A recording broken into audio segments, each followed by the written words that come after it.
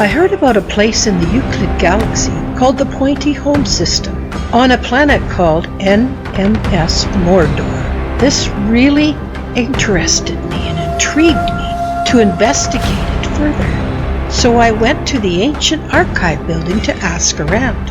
I heard about Sauron in one of those stories.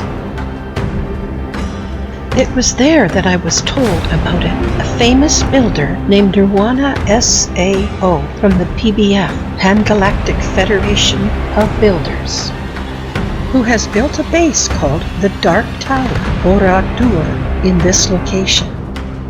She invited me to come and see her build that she did to depict Sauron.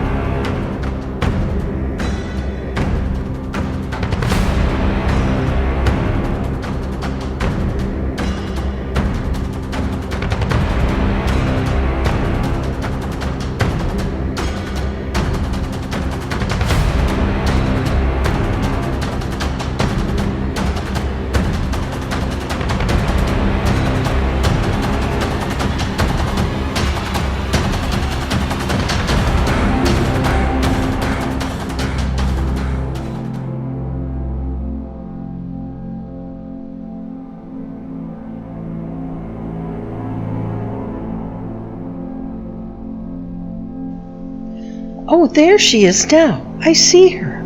Oh, yes, and she warned me it was a very dangerous ascent up the build. She instructed me to jetpack to the stairs. It was definitely a challenge, but eventually I made it. So if you're coming to visit, keep this in mind and be careful.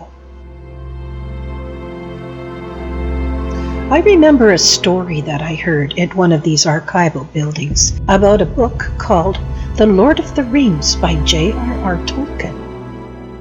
The story begins with the Fellowship of the Ring of Power. In the ancient lore, 20 rings existed. 3 for elves, 7 for dwarves, 9 for men, and 1 made by the Dark Lord Sauron in Mordor, which would rule all the others. Sauron poured all of his evil and his will into this ring to dominate it.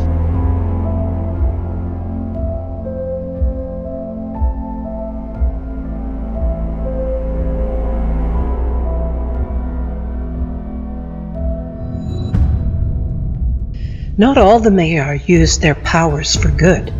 Sauron was also of this order of powerful beings, and he served the Vala Melkor, who was later named Morgoth. Like his master, Sauron was more of a mage and a manipulator than a fighter, and it was under these false pretenses that he made the rings and gave them to the races of dwarves and men.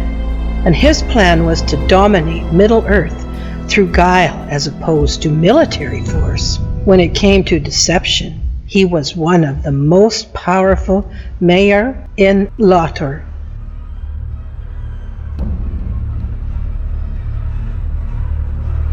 Now Sauron's lust and pride increased until he knew no bounds, and he determined to make himself master of all things in Middle-earth, and to destroy the elves, and to compass, if he might, the downfall of Numenor.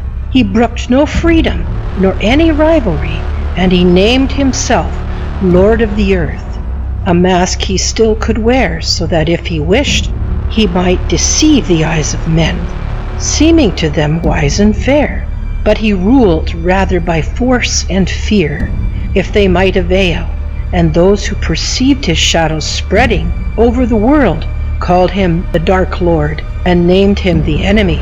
And he gathered under his government and all the evil things of the days of Morgoth that remained on earth or beneath it.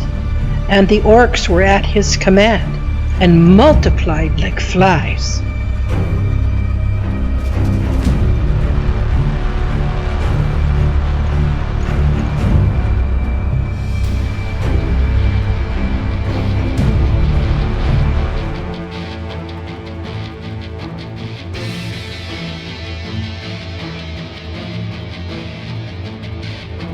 If you get caught in the storm, find a safe spot and enjoy the view. It puts on quite a light show.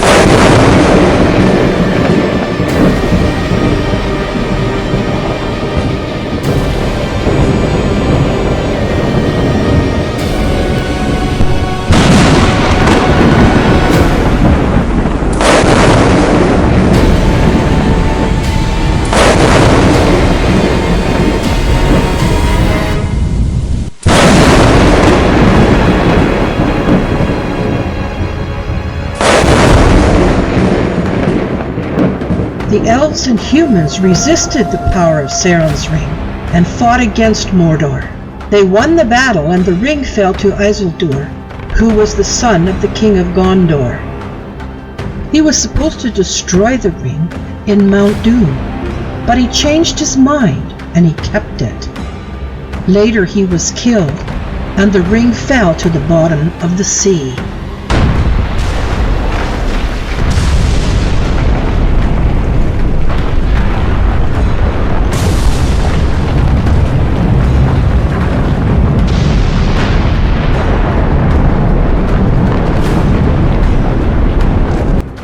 The creature Gollum discovered the ring and brought it to his cave. He then lost it to the hobbit Bilbo Baggins. And so the story goes on.